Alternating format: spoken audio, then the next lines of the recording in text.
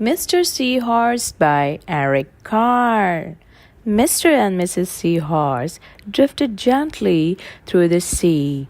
Mrs. Seahorse began to wiggle and twist this way and that. "It's time for me to lay eggs," she said. "Can I help?" asked Mr. Seahorse. "Oh, yes, thank you," said Mrs. Seahorse, and she laid her eggs into a pouch on Mr. Seahorse's belly. "I will take good care of our eggs," said Mr. Seahorse. "I promise." As Mr. Seahorse drifted gently through the sea, he passed right by a group of trumpet fish hidden in a patch of reeds.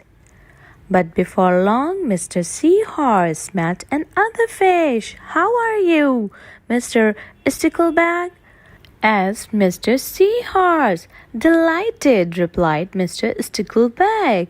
"I just built a nest and right away Mrs. Stickleback laid her eggs into it. Now I'm taking good care of them until they hatch." "Keep up the good work," said Mr. Seahorse, and swam on his way. As Mr. Seahorse drifted gently through the sea, he passed right by a lionfish hidden behind a coral reef. But before long, Mr. Seahorse met another fish. "How are you, Mr. Tilapia?" asked Mr. Seahorse. Mr. Tilapia couldn't answer. His mouth was full of eggs. I know," said Mr. Seahorse. "Mrs. Tilapia laid her eggs. Now you are taking good care of them until they hatch." Mr. Tilapia nodded his head. "You must be very happy," said Mr. Seahorse, and swam on his way. As Mr. Seahorse drifted gently through the sea, he passed right by a pair of leaf fish hidden among the seaweed. But before long, Mr. Seahorse met another fish.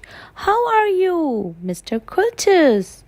asked Mr. Seahorse. "Perfectly fine," replied Mr. Curtis. "Mrs. Curtis laid her eggs and I have stuck them on my head. Now I am taking good care of them until they hatch."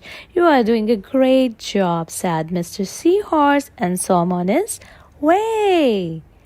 As Mr. Seahorse drifted gently through the sea, he passed right by a stonefish hidden behind a rock.